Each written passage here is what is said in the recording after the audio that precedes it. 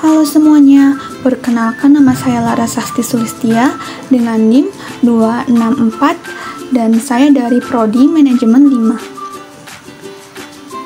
5. Di sini saya akan menjelaskan sejarah perkembangan ejaan bahasa Indonesia.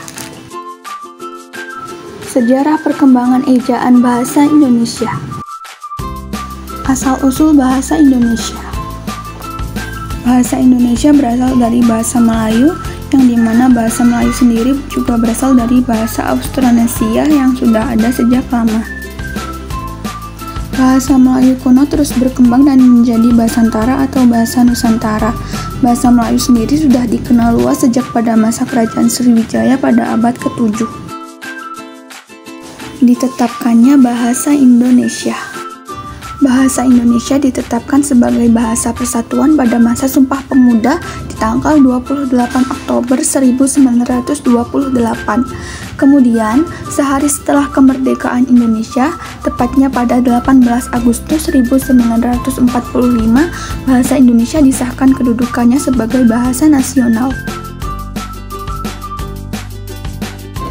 Pada akhir abad ke-19, terdapat dua kelompok bahasa Melayu yang dikenal Nusantara, yaitu ada bahasa Melayu Pasar dan Melayu Tinggi. Melayu Pasar adalah bahasa yang digunakan sehari-hari atau tidak baku, sedangkan Melayu Tinggi adalah bahasa yang berstandar tinggi.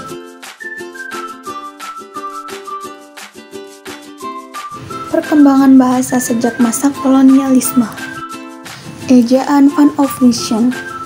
Ejaan ini diresmikan Belanda pada tahun 1901 sampai 1947. Ejaan Van Ophuijsen sendiri merupakan hasil dari penggabungan ejaan Latin dan ejaan Belanda. Setelah rancangan ejaan selesai dibuat, ejaan Van Ophuijsen diresmikan oleh pemerintah.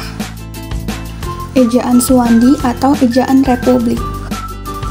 Pada masa awal kemerdekaan, Van Ophuijsen diganti dengan ejaan Suwandi atau ejaan Republik.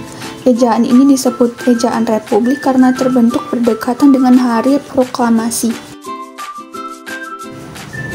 Ejaan yang disempurnakan atau EYD. Ejaan yang disempurnakan adalah tata bahasa dalam bahasa Indonesia yang mengatur penggunaan bahasa Indonesia dalam tulisan, mulai dari penggunaan huruf kapital dan huruf miring.